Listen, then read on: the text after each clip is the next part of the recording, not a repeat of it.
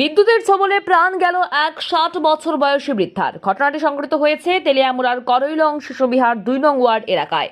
খবরে প্রকাশ, করইলং শিশুবিহার ২ নং ওয়ার্ড এলাকার বাসিন্দা রাখাল দেবনাথের ৬০ বছর বয়সী স্ত্রী বাসনা দেবনাথ নিজ বাড়িতে বিদ্যুৎ বিভ্রাট দেখা দেওয়ায় ঘরের পেছনের বৈদ্যুতিক তারে কি সমস্যা হয়েছে দেখার জন্য গেলে কোনোভাবে বিদ্যুতের সংস্পর্শে আসে এবং মাটিতে লুটিয়ে পড়ে।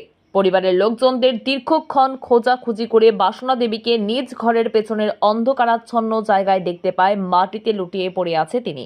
ঘটনার প্রত্যক্ষ করে ওনার স্বামী কি হয়েছে দেখার জন্য এগিয়ে গেলে বিদ্যুৎ ছোবল বসায় ওনার উপরও, কিন্তু উনি সাবধানতার সহিত বিদ্যুতের সংস্পর্শ থেকে বেরিয়ে চিৎকার চেঁচামেচি শুরু করলে পরিবারের লোকজন সহ এলাকাবাসীরা মহিলাকে উদ্ধার করে তেলিয়ামুড়া মহকুমা হাসপাতালে নিয়ে আসে।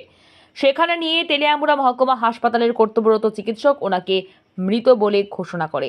এদিকে মৃতদেহ ময়নাতদন্তের কথা শুনে পরিবারের লোকজন আপত্তি দেখালে হাসপাতালে কর্তৃপক্ষ ময়নাতদন্ত ছাড়া মৃতদেহ ছাড়তে নারাজ।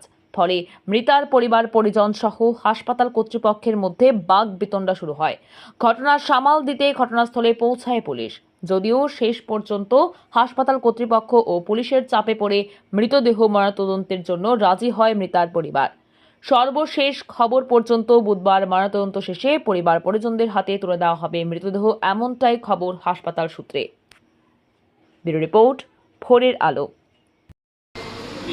একটু আগে আমি খবর পেলাম, আমাকে ফোন করে জানালো যে আমার ওয়ার্ড করল ২ নম্বর ওয়ার্ডে রাখাল দেবনাথের স্ত্রী বাসনা দেবনাথ উনি কারেন্টের শক খেয়েছেন।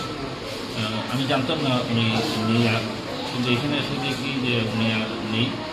শুনতে পেলাম উনি সন্ধ্যাবেলায় বাড়িতে আলু জ্বলছে না, দেখার জন্য উনি হয়তো গিয়ে ঘরের পেছনের গিয়ে হয়তো কারেন্টের তারে বুঝে উনি লাগাচ্ছিলেন, কিন্তু যখন ধরলেন সঙ্গে সঙ্গে উনি লেগে গেলেন। শেষ রক্ষা করা যায়নি। ওনার স্বামী গিয়েছিলেন বাঁচাতে, কিন্তু ওনাকেও বিদ্যুৎ ছোবল মারে, কিন্তু ভাগ্যিস উনি বেরিয়ে এসছেন, তারটাকে টেনে প্লাগ থেকে সারিয়ে নিয়েছেন, যে কারণে উনি রক্ষা পেয়েছেন, কিন্তু শেষ রক্ষা হয়নি। ওনার স্ত্রী প্রয়াত হয়েছে। কোন জায়গায় ঘটনাটা?